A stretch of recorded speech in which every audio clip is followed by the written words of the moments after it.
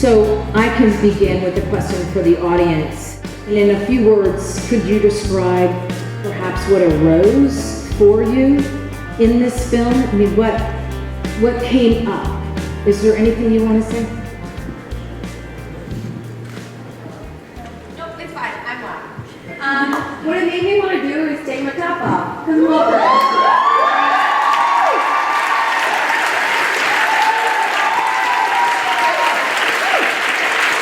Right on.